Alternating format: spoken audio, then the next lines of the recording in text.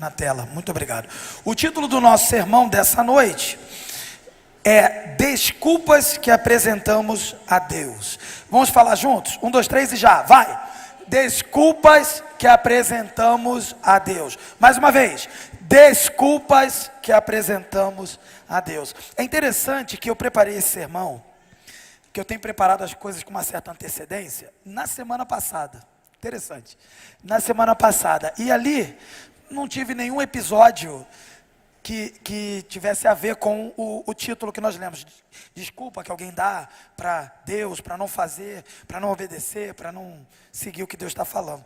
Mas é interessante que eu escrevi na semana passada o sermão, preparei para esta semana. E aí nessa semana então acontece. Como é que Deus, na sua providência, Ele sabia que essa semana ia ter lutas para alguns irmãos.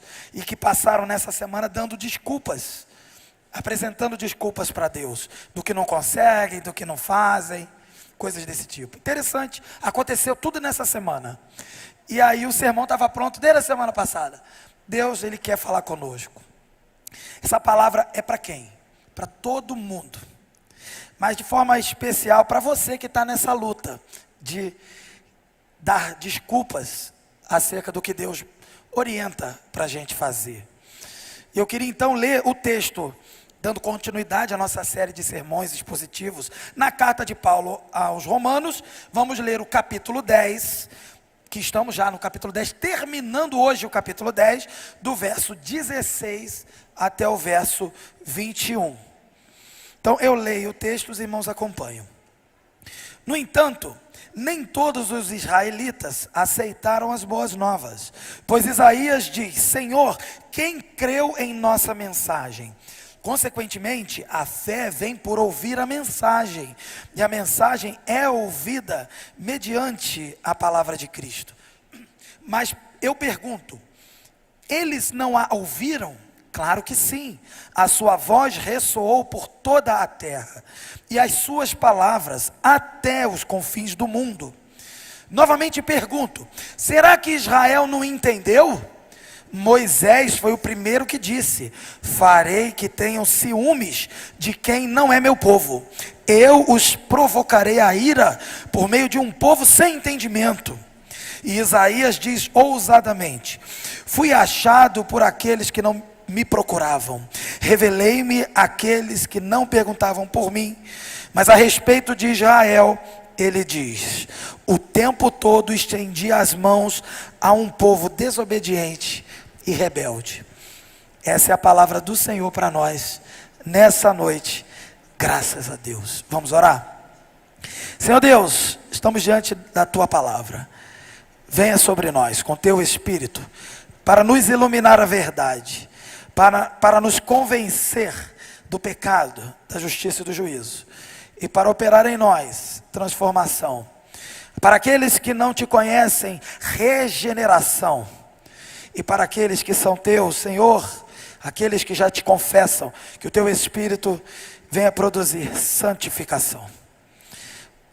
Que a tua obra seja visível no nosso meio nesta noite. Afasta de nós vaidade, carnalidade, todo espírito contrário e maligno seja impedido e afastado, e silencia toda voz que queira falar. Somente a tua voz seja ouvida nesse lugar, em nome de Jesus, amém.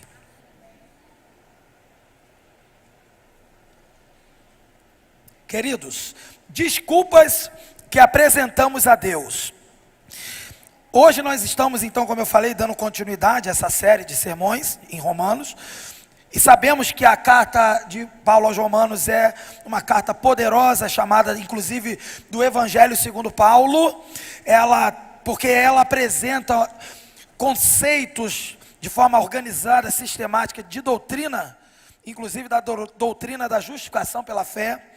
E aqui Paulo então, a gente vê nessa carta que ele escreve para pessoas que estão em Roma, na igreja de Roma, e essas pessoas eram judeus e eram também os outros, os gentios, sejam eles romanos, sejam eles de outras nacionalidades, até porque a cidade de Roma, ela era uma cidade já ali internacional, porque era a capital do mundo conhecido daquele tempo. E logo no começo, então, da carta de Paulo aos Romanos, a gente sabe ali do capítulo 1 ao 3, ele mostra claramente que todas as pessoas, sejam elas judeus ou gentios, as outras pessoas, elas são pecadoras. E ele fala também no capítulo 4 e 5 que a salvação ela é pela justificação pela fé. Pela fé por meio de uma graça. E ele fala isso nesses capítulos 4 e 5. Nos capítulos 6, 7 e 8, ele vai demonstrar que quem é justificado pela fé tem o Espírito de Deus. E ele é capacitado a viver uma vida santa de obediência a Deus e de se afastar do pecado. E nos capítulos 9 e 10, que estamos no 10 e no 11, nós vamos ver aqui Paulo mostrando que Deus é soberano sobre a salvação. Ele salva aqueles que ele chamou, escolheu, e dentre os que ele chamou, escolheu, fica claro que ali Israel tinha rejeitado o evangelho livremente, deliberadamente, apesar de Deus ter então endurecido seu coração. A soberania de Deus operando dessa forma, não anulando a liberdade que o ser humano tem de agir, a livre agência. E ali ele podendo agir, o povo de Israel rejeitou a Deus. Por que rejeitou a Deus? Rejeitou a Deus porque não entendia que Jesus, ali diante deles, era o cumprimento do Velho Testamento. Apesar de conhecer o Velho Testamento, viu e não enxergou, ouviu, mas não compreendeu. E rejeitou, porque não aceitou Jesus. E aqui então, no capítulo 10, Paulo inicia o seu capítulo falando, lamentando, chorando, orando, preocupado, entristecido pelo seu povo, porque ele era judeu, e não apenas judeu, ele era fariseu, dos mais rigorosos, inclusive foi perseguidor do evangelho, dos evangélicos, dos cristãos antes. Mas aqui então Paulo, já devidamente transformado pelo Espírito Santo, um pregador do evangelho, ele chora pelo seu povo, lamenta pelo seu povo, e ao mesmo tempo apresenta ali, nesse lamento, algumas coisas interessantes acerca de Israel. Na semana passada, ele dá a entender que Israel era responsável, sim, a gente falando na semana passada, que Israel era responsável por, sim, rejeitar o Senhor e precisava de salvação, precisava de transformação, precisava.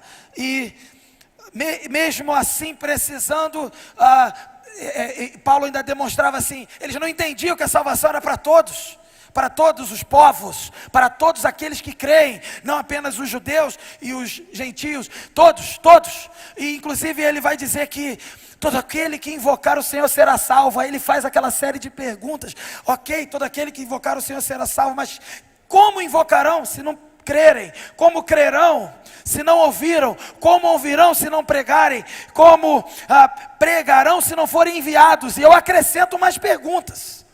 Ele para aí. Como pregarão se não forem enviados? Eu pergunto, como enviaremos se não contribuirmos? Como contribuirmos se não obedecermos? Como obedecermos se não formos alcançados pela salvação? Aqui é a origem. Fomos alcançados pela salvação. E por isso podemos obedecer indo e contribuindo.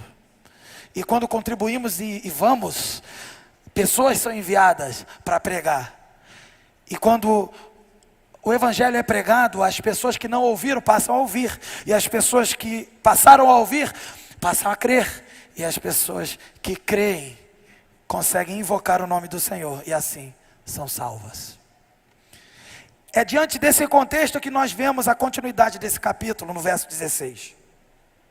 Aqui então no verso 16 ao 21 que nós vamos estudar hoje, nós vamos ver que o apóstolo Paulo vai mostrar que a rejeição que os judeus têm pelo evangelho, ou manifestam pelo evangelho, não foi um acidente, uma coisa aí aleatória por acaso, foi uma coincidência, mas foi um problema profundo e antigo de todas as gerações do povo de Deus. Até então ali o povo de Deus, mas depois de Jesus, não mais povo de Deus.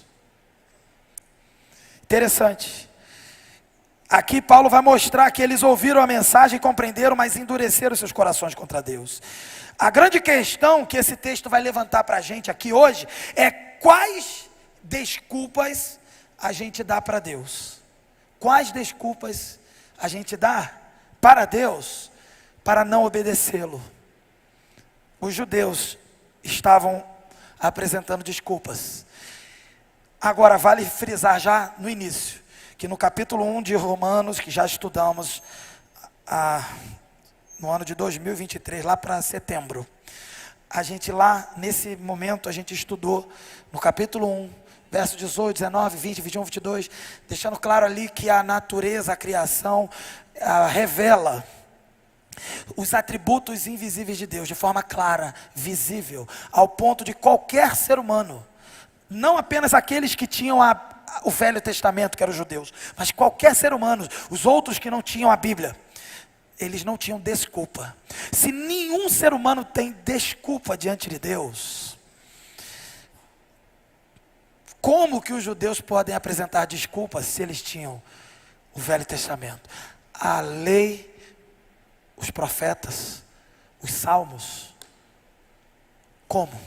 Essa é a questão.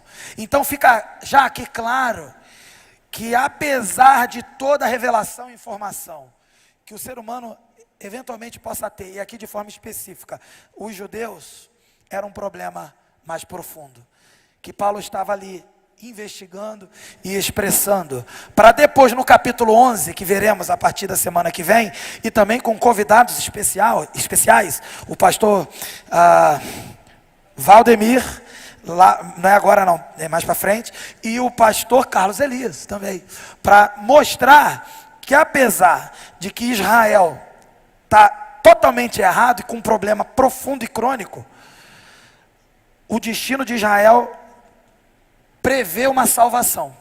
E nós vamos ver isso no capítulo 11, com também os nossos convidados especiais, especialistas, para me dar uma folga nesses dias. Mas aqui, veja, nós vemos Paulo mostrando que Israel tinha algumas desculpas. Eu queria mostrar para vocês essas desculpas.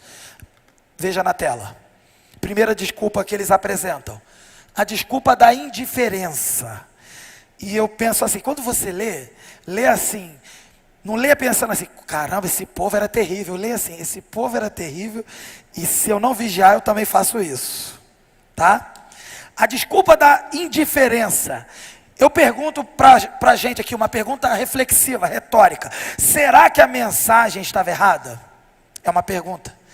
Se coloca no lugar do judeu. Será que a mensagem que estava sendo pregada para eles estava errada? Será que a mensagem do evangelho não era para eles? O que a gente vê aqui no versículo 16? Primeiro, Paulo afirmando o seguinte: no entanto, nem todos os israelitas aceitaram as boas novas, pois, aí ele vai citar Isaías. Isaías diz: Senhor, quem creu em nossa mensagem? Eu vou ler o versículo de Isaías, é Isaías 53, 1. Olha como é que é igualzinho praticamente. Quem creu em nossa mensagem e a quem foi revelado o braço do Senhor. Paulo está citando o Velho Testamento. O que a gente vê aqui, que Paulo está usando essa passagem para mostrar que a incredulidade dos judeus não era novidade. Já no Velho Testamento os profetas pregavam e os judeus rejeitavam a pregação. Então ninguém ali poderia dizer que o evangelho não era para eles, porque o evangelho era cumprimento do Velho Testamento que eles já rejeitavam. Mas eles estavam rejeitando o evangelho como se não fosse para eles, porque nós temos os profetas, mas eles rejeitavam os profetas. O verso 17 diz assim: consequentemente a fé vem por ouvir a mensagem, e a mensagem é ouvida mediante a palavra de Cristo. E aquilo que ele estava falando, como ouvirão se não há quem pregue, ele mesmo responde aqui, que a mensagem ela é ouvida mediante a pregação da palavra de Cristo. A fé vem pelo ouvir essa mensagem. E aqui a gente aprende então que a fé, ela não vai nascer do esforço humano que os judeus argumentavam que tinham a salvação, porque estavam praticando a lei. Não estavam. Estavam rejeitando em todo o tempo a lei e o Velho Testamento o tempo inteiro, principalmente os profetas. Sempre traziam palavras de que era um povo rebelde e desobediente, e eles batiam no peito dizendo que tinham a lei e que estavam vivendo, e não estavam. Até porque Moisés falou que quem quiser viver pela lei vai ter que praticar a lei e viver pela lei mesmo. Só que nenhum homem consegue viver pela lei. A lei é um modelo, a lei é um padrão, a lei é um tutor, é um condutor que nos conduz até Cristo, o verdadeiro homem que cumpriu a lei. Isso a gente já viu, já entendeu. Eles não entenderam, não entendiam, eles sabiam. Gênesis fala que Abraão creu, e isso foi imputado por justiça. Então, salvação pela fé, eles sabiam, mas não queriam. Por isso, o próprio Velho Testamento fala desse povo como um povo rebelde, obstinado. Sabe o que isso me faz lembrar? Que nós também somos assim. Nós sabemos. Não adianta dizer que não, isso aí não é para mim, essa palavra não é para mim, essa mensagem não é para mim, a indiferença, desculpa da indiferença. Não, eu tenho buscado, ido na igreja, cumprido. Não tem. E mesmo que tenha, não é por causa disso que você está salvo. A salvação é por ouvir. Essa fé que você diz que tem, ela só vem se você ouvir. E como a gente sabe que você tem essa fé? Tiago ensina, a fé sem obras é morta. Então, fazendo um raciocínio inverso, a fé com obras está o quê? Viva. Então, se você tem uma fé verdadeira, viva, tem que ter obras. Eu não tenho que ter obras para ter fé. Aqui está escrito o quê? Que a fé vem por ouvir. Mas se eu recebi a fé porque ouvi, então eu tenho que ter obras, obediência. Aquele povo não ouviu, não teve fé, ainda que tenha sido pregado para eles, não foi salvo, não tinha obra. Jesus falou que as obras deles eram iguais às obras do diabo, e que eles eram filhos do diabo. Todo aquele que está sem Jesus, seja ele um judeu que tem a Bíblia toda para ver ali e comparar, ou alguém que nunca ouviu, ele, infelizmente, ele é filho do diabo. E ele precisa ouvir o Evangelho que transforma e que salva. O amor de Deus revelado em Jesus, que morreu para a salvação de todo aquele que crê. Nós estamos no mês de missões, para reforçar que todos precisam ouvir, a começar em nós. A começar em nós. Tem gente que quer pregar, mas não se senta para ouvir e para aprender. Como que você ousa pregar sem ouvir? O próprio texto vai dizer, não preciso repetir, mas acabar repetindo. Como invocarão se... como é que é? Como invocarão se não há quem pregue, não, até me perdi. Como invocarão se não creem? Como crerão se não ouvem? Como ouvirão se não há quem pregue? Como pregarão se não forem enviados? Se você perceber, para alguém, de fato, crer, precisa ter todo esse ciclo. Todo esse ciclo. E você ousa se levantar para pregar para as pessoas. Aqueles que ousam. Mas não se senta para ouvir e receber a fé, e ouvir e receber a capacitação para invocar o nome de Deus, para a sua salvação e santificação. Esse é uma pessoa que quer fazer, mas não quer viver. Agora tem a pessoa que não quer fazer, mas já recebeu a vida de Jesus, mas já invocou o nome do Senhor, porque recebeu a fé, a mensagem, ouvindo a palavra de Deus e crê no Senhor, mas você não quer fazer, também tem que fazer. Não está errado quem quer fazer, está errado quem quer fazer sem tudo que vem antes, e está errado quem não quer fazer mesmo que tenha recebido tudo antes. Tem que corrigir. Quem não quer fazer, tem que fazer. E quem quer fazer, apesar de não ter recebido, primeiro tem que receber aquilo que você vai levar para os outros. Segundo ponto. Todo mundo entendeu a desculpa da ignorância? É meio que Israel dava um migué. Israel dava um migué, tipo, não é comigo. Como que não é contigo?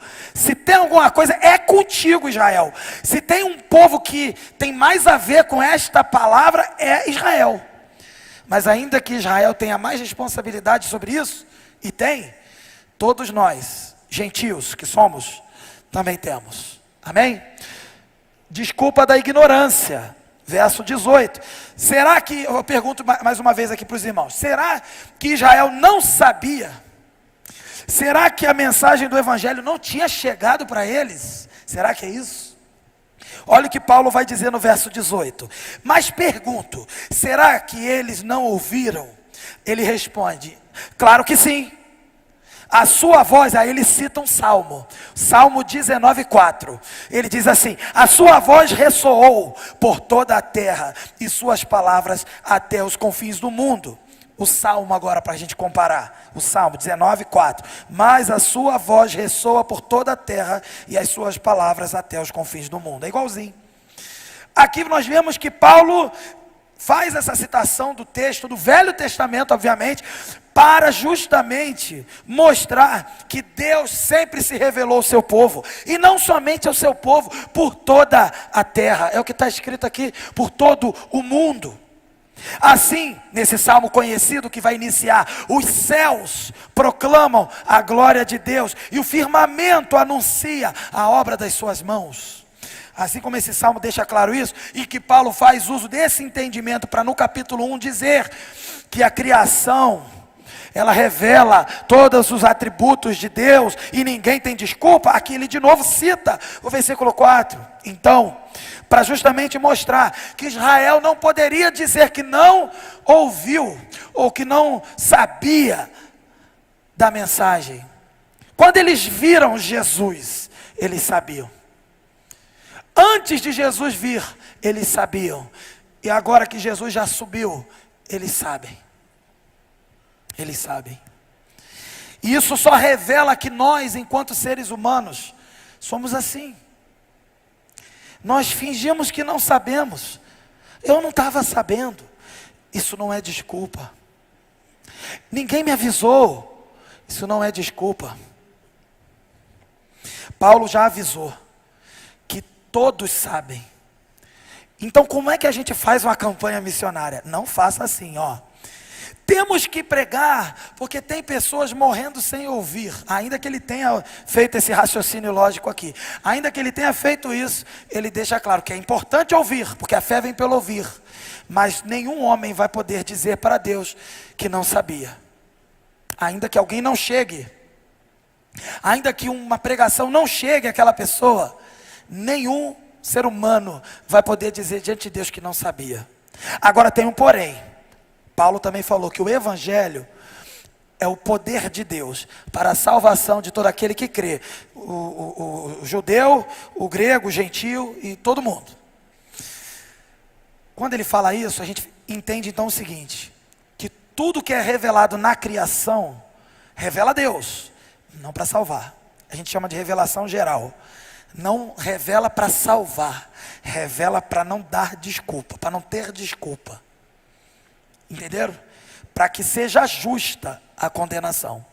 A natureza, a criação diante de todos os homens, ela revela a Deus para que o ser humano ali, na sua pecaminosidade, não dê glória a Deus, e ali ele vai se tornar então indesculpável.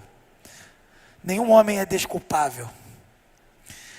Agora, a necessidade da pregação do evangelho, que é a palavra de Deus, que é o Velho Testamento e agora também o Novo Testamento, porque já vimos aqui, Paulo já falou, o evangelho é o poder de Deus para a salvação, e a gente chama de revelação especial de Deus. É a revelação de Deus para salvar. Então, neste sentido, só haverá salvação se o evangelho for pregado. Por isso precisamos pregar. Se alguém morrer sem ouvir o evangelho, ela irá para o inferno, para a condenação. De forma justa, porque ela é pecadora, e porque ela viu tudo sobre Deus na criação, e rejeitou. É simples assim. Não tem desculpa. Agora, é preciso evangelizar a toda criatura, foi o que Jesus falou. Porque só o evangelho vai dar a oportunidade de salvação. Aí você pode dizer assim, mas não é justo que pessoas morram sem esta oportunidade e outras recebam. Queridos, Deus não nos deve nada. Ele não nos deve salvação. Ele não nos deve absolutamente nada. Quem deve somos nós. Se a salvação chegou, Foi Deus, na sua providência. Se a salvação para alguns não chegou, foi Deus na sua soberania. Quem é condenado, não é motivo de festa, mas é motivo de louvor e glória à justiça de Deus. E quem é salvo, também não é motivo de tanta festa assim, porque no sentido, é claro que é motivo de festa porque estamos sendo salvos, mas tanta festa assim porque não estamos fazendo nada, é Deus que está fazendo. Percebe? E aí isso nos envergonha, isso nos humilha. E quando isso nos envergonha e nos humilha, a verdadeira glória e festa é para Deus, só para Ele. O ser humano queria comemorar os seus feitos, mas ele é chamado a comemorar os feitos do Senhor. O Senhor é digno de adoração quando condena, digno de louvor quando é justo, e é digno de louvor quando a sua justiça é harmonizada pela sua misericórdia e salva pecadores que não merecem. É assim que a gente precisa entender o que acontece na existência humana aqui na terra. Portanto, Israel, aqui voltando, não pode dar a desculpa de que não sabia. Se nenhum ser humano vivo e os que já morreram pode dar essa desculpa, quem dirá Israel, que tinha toda a escritura a seu favor ali, à sua disposição. Terceira desculpa, a desculpa do ciúme. Sabia que tem isso? Tem. Eu pergunto, será que Deus trocou Israel por outro motivo? Ou perdão, por outro povo? Por outro povo? Será que Deus abandonou Israel e amou outro povo? Será que faz sentido Israel ficar com ciúme de Deus, porque Deus salva outras pessoas? Antes de eu ler o verso 19, eu lembro logo de Jonas. Jonas foi enviado para pregar a uma geração de ninivitas, uma cidade chamada Nínive. E essa cidade chamada Nínive, esse povo era cruel, esse povo era terrível. Eles matavam os seus inimigos e eram inimigos de Israel. Eles matavam os inimigos ao ponto de cravar estacas em seus corpos e pendurar os mortos nas suas cidades, aonde eles estavam ali vencendo e derrotando. Eles eram cruéis. Todos os povos deveriam temer mesmo aquele povo, e não apenas temer, em certo sentido desejar que eles morressem, porque eles estavam matando todo mundo. E de repente Deus chega para Jonas, que tinha naturalmente uma raiva natural desse povo, porque estava sofrendo ali com aquele povo. Ele é surpreendentemente convocado por Deus para pregar o evangelho para quem ele mais odiava. O que ele faz? Não vou não. Tem gente que acha que ele ficou com medo. Não, não é isso não. Ele odiava aquele povo e ele sabia que Deus ia salvar aquele povo e ele não queria salvação para aquele povo. Ele não foi pregar. Eu vou pular a história que eu quero chegar no final. Então Deus vai lá, faz acontecer aquela história. Ele cai dentro da barriga de um grande peixe da família dos cetáceos. E ali dentro daquele grande peixe ele se arrepende, ele ora, pede ao Senhor misericórdia, e o Senhor permite o peixe devolvê-lo para a vida, né? para a praia. E todo mundo pensa que a cidade de Nínive era na praia. Não, não. Ele sai ali no mar. Só que ele teve que andar 90 quilômetros para chegar na cidade dos ninivitas. Quando ele chega lá, ele já teve tempo de mudar de ideia. Ele estava todo arrependido, humilde diante de Deus. Aí ele anda 90 quilômetros. Quando ele completa os seus 90 quilômetros e chega na cidade, ele já está meio irritado, porque sabe que ele não queria a salvação para aquele povo. Quando ele prega, ele não prega o que Deus mandou pregar. Ele muda. Deus tinha mandado pregar assim: os seus pecados chegaram a mim. Era só isso, essa pregação. Não tinha nenhuma palavra de que eles seriam destruídos, julgados, nada disso. Os seus pecados chegaram a mim. Havia possibilidade de um arrependimento daquele povo. Essa era a mensagem que Deus tinha mandado Jonas pregar. Quando ele chega na cidade, ele prega assim: em 40 dias Nínive será subvertida. Em outras palavras, destruída. Ele mudou a mensagem. Ele pregou a consequência daquele povo se não ouvisse a mensagem. E ele não pregou a mensagem para eles ouvirem. Como ouvirão se não há quem pregue. Ele foi lá, pregou a consequência, mas não pregou a primeira parte que daria a oportunidade de arrependimento daquele povo. Porque ele queria que aquele povo fosse destruído. E a notícia que deveria correr em 3 dias, para correr a cidade toda, correu em um dia só. Correu. E o rei, para desgosto de Jonas, o missionário engraçado, depois eu falo sobre isso. Para desgosto de Jonas, o rei creu em Deus.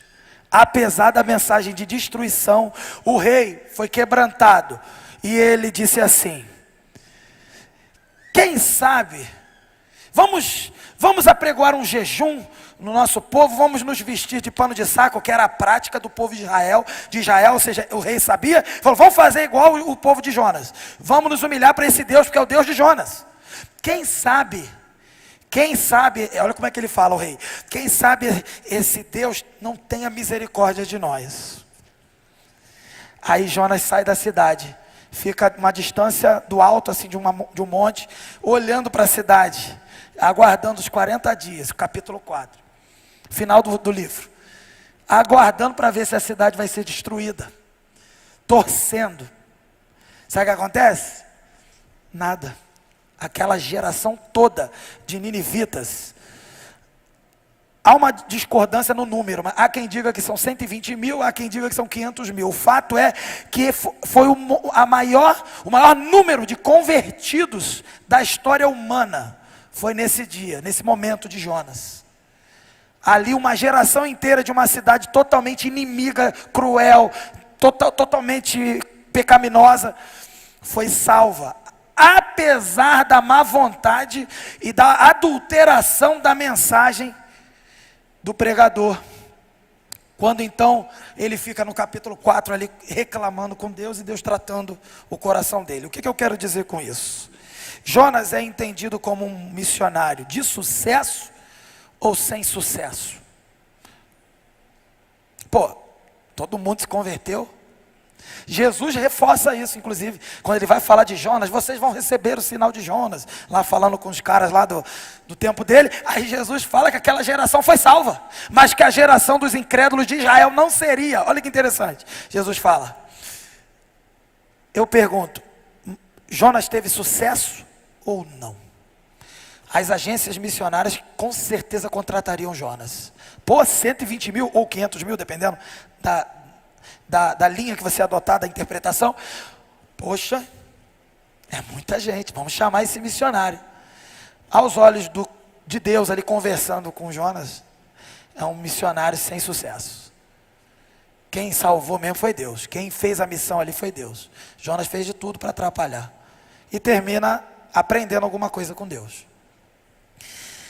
Isaías foi chamado para pregar para um povo rebelde, que não ia crer, que não ia ouvir. Ninguém se converteu no tempo de Isaías. Nenhuma agência missionária provavelmente contrataria Isaías para fazer missão, porque ninguém se converte.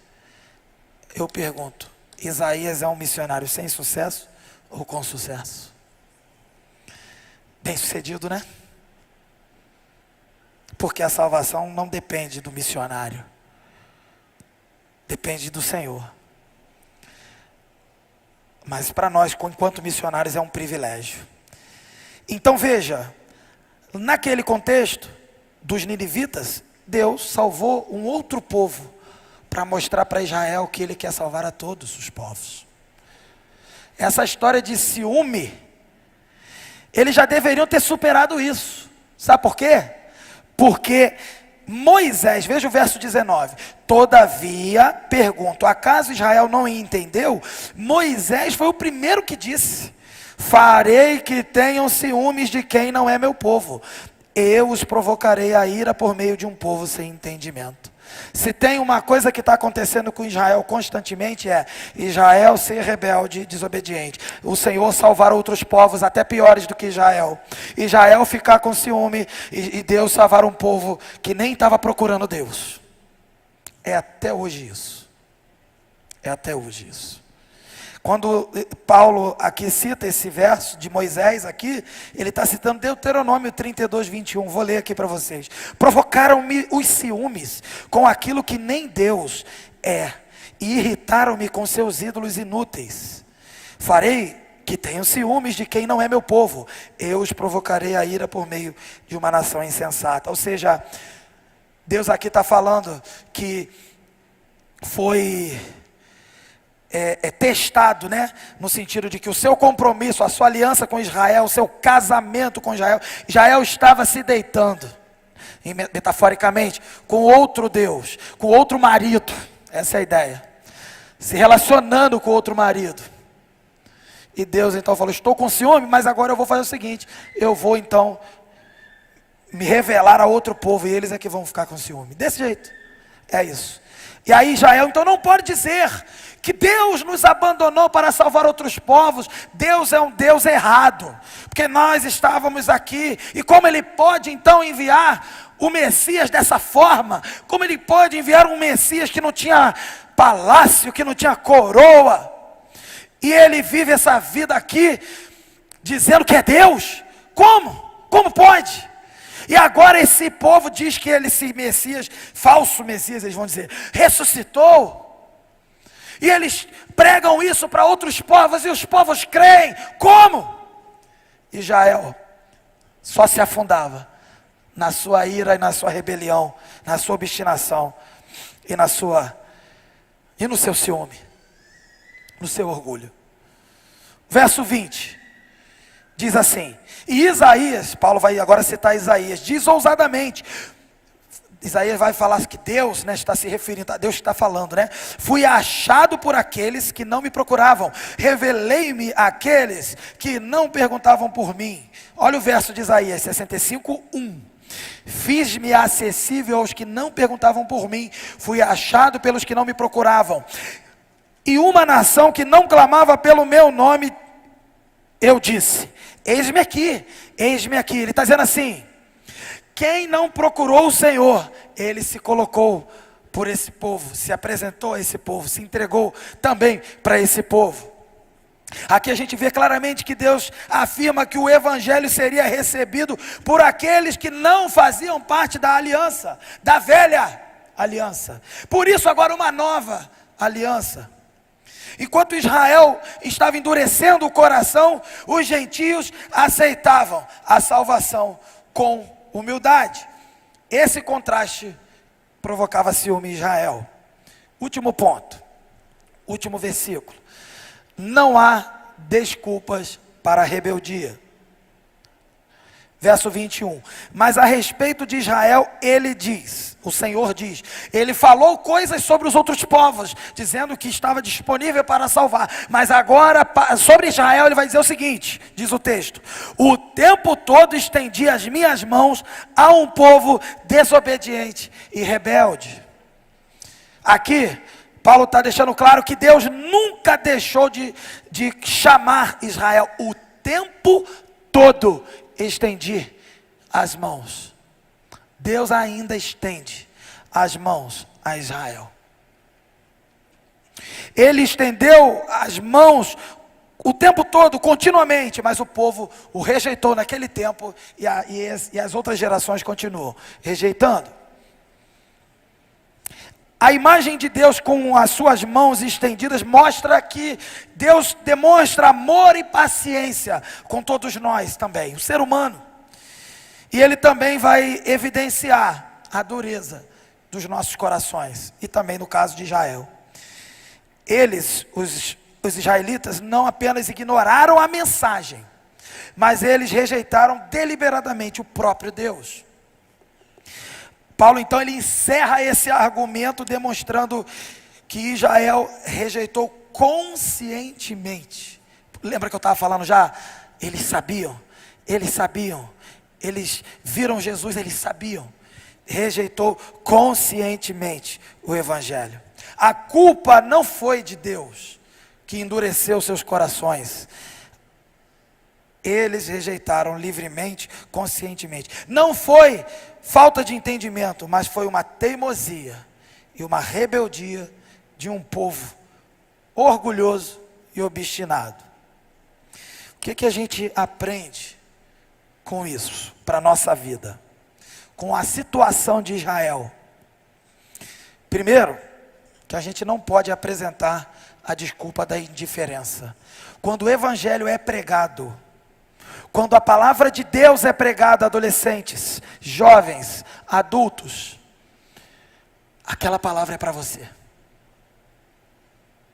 Ainda que a confrontação não seja, naquele momento você não esteja caindo naquele pecado, talvez, aquela palavra é para te avisar assim: cuidado, cuidado.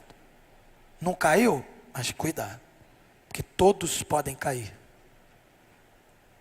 Não apresente essa desculpa. Ah, não é comigo, isso é para quem está. Não, não é para quem está. Essa palavra é para quem está ouvindo. Essa palavra é para quem está ouvindo pelo vídeo, que está ouvindo agora ao vivo e ouvirá gravado. Essa palavra é para você e é para mim. Não apresente a desculpa da indiferença. Não pense assim: fulano precisava ouvir. Não, não, é para mim. Ainda que fulano precisasse. Primeiro, para a gente. Segundo aprendizado: não apresente a desculpa da ignorância. Não fale que não sabia. Nós vivemos no Brasil, tem igreja em tudo quanto é esquina. No Rio de Janeiro, a capital das igrejas evangélicas. Inclusive nós estamos até analisando, avaliando enquanto lideranças, de maneira geral, se a melhor forma de fazer missões no Rio de Janeiro é abrir novas igrejas ou restaurar, revitalizar as igrejas que já existem. O que mais tem é igreja. Então a gente não tem desculpa para dizer que não sabia. O adolescente, o jovem, ninguém vai poder dizer. E nem o esquimó, o índiozinho na Amazônia, o ribeirinho, a pessoa mais isolada do mundo poderá dizer. Quem dirá nós? Assim como Israel tinha privilégios da palavra estar disponível a eles, nós também temos. Estejamos alerta para nunca falharmos e ficarmos tentando dar a desculpa de que não sabíamos. Sabemos. Terceira lição: não apresente a desculpa do ciúme, do tipo: Deus quer salvar os crentes, Deus quer salvar o povo ali, aquela igreja. Tem gente que fica assim: ah, Deus não quer nada comigo, não é para mim, Deus não quer nada comigo. Você que não quer nada com Deus. Não apresente a desculpa do ciúme de que Deus salvou pessoas e não salvou você. Só não salva você porque hoje você deliberadamente rejeita o evangelho. Se você não rejeitar mais o evangelho, ouvir a pregação, a fé vem por ouvir a palavra de Deus. Não use essa desculpa. E quarto, não seja rebelde contra Deus. Que a juventude DNA não seja rebelde contra Deus. Que a gente nunca endureça o nosso coração. Que a gente nunca seja mencionado por Deus como Deus mencionou este povo aqui. Um povo em que o tempo inteiro Deus estende a mão e esse povo se revela um povo rebelde e teimoso. Investigue a sua vida, a sua particularidade, o seu coração. Fala para ele: Senhor, sonda o meu coração e vê se há algum caminho mau, para que eu não seja encontrado no meio dos rebeldes. Ainda que frequentando a igreja, sendo membro da igreja, seja encontrado como um povo rebelde. Irmãos, concluindo, Deus está nos chamando à obediência hoje. Como eu falei semana passada, faz parte da nossa santidade, da nossa obediência, obedecer ao chamado de pregarmos a toda criatura. Mas aquele que é servo do Senhor, aquele que é discípulo de Jesus para cumprir esta chamada, ele é primeiramente obediente a Jesus em todas as coisas. A última lição que Jesus deu foi: pregue o evangelho a toda criatura. Foi a última. E as anteriores? Vocacionados aqui que me ouvem. E as anteriores? É preciso ouvir, é preciso obedecer. Você que ainda não se atentou que todo cristão precisa pregar o evangelho, senão ele é um impostor, pregue, mas que a sua pregação venha acompanhada de uma vida de obediência. Pregue o evangelho, mas que a sua pregação venha acompanhada de uma identidade, em que as pessoas olham para você e veem Jesus. Elas não vão ver um crente estereotipado, vestido de terno e gravata, falando: "Ó, glória, varão, varoa". Elas vão ver alguém que é a imagem e semelhança de Deus, alguém que revela Jesus Cristo com amor, com perdão, com bondade, com repreensão, até alerta para a pessoa: você está caindo no precipício, sai desse caminho de morte. As pessoas vão olhar e falar: esse é igual a Jesus, esse está imitando Jesus. Se você sair daqui, botar terno e gravata e falar: aleluia, varão, vai enganar alguns, mas não vai salvar ninguém.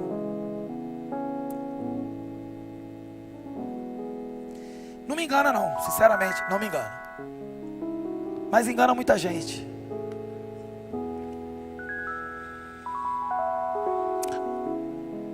Que a gente não seja encontrado como um povo rebelde. A indiferença nos afasta, a ignorância não nos isenta, e a rebeldia não nos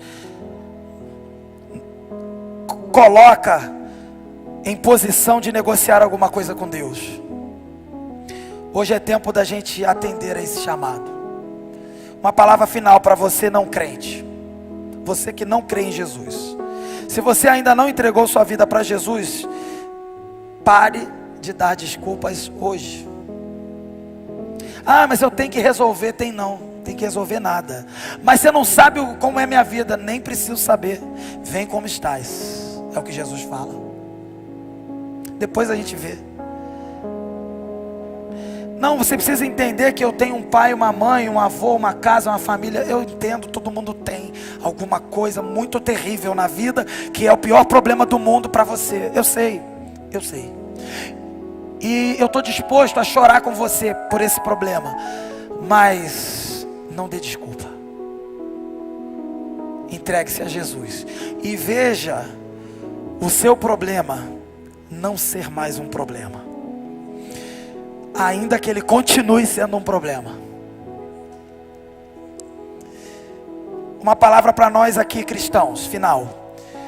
Nós que já pertencemos a Jesus, só tem uma palavra para a gente: que a gente possa todos os dias lutar contra o pecado, abandonar todo dia o pecado que todo dia está à nossa porta, está na nossa natureza. Eu abandonei naquele dia, você abandone todo dia, porque ele não desgrudou de você. O pecado está presente nesse universo e está presente no meu corpo, no seu corpo. Você tem que abandonar todo dia, você tem que se converter todo dia. Um dia eu levantei a mão e fui. Esse foi o primeiro de muitos, de todos os dias que você tem que levantar a mão e seguir a Jesus. Porque todo dia que você levanta a mão e segue Jesus, a sua carne abaixa a mão e vira as costas para Jesus. Todo dia é preciso se converter e vencer o pecado. Abandone qualquer desculpa que impede você de viver plenamente. Qual a desculpa que você pode estar dando para pregar às nações? Qual a desculpa que você pode estar dando para não servir aqui na igreja? Não há desculpa. Que Deus nos ajude, que Ele possa nos ajudar profundamente a responder esse chamado claro aqui para nós, sem as desculpas esfarrapadas que a gente tenta dar. Que Ele nos ajude a atender com a verdade: eis-me aqui, envia-me. Essa resposta que nós somos hoje convidados a dar é uma resposta que tem que ser permeada de amor ao Senhor e gratidão pela salvação, cheia de obediência e fé. Que para tanto o Senhor nos abençoe. Vamos orar?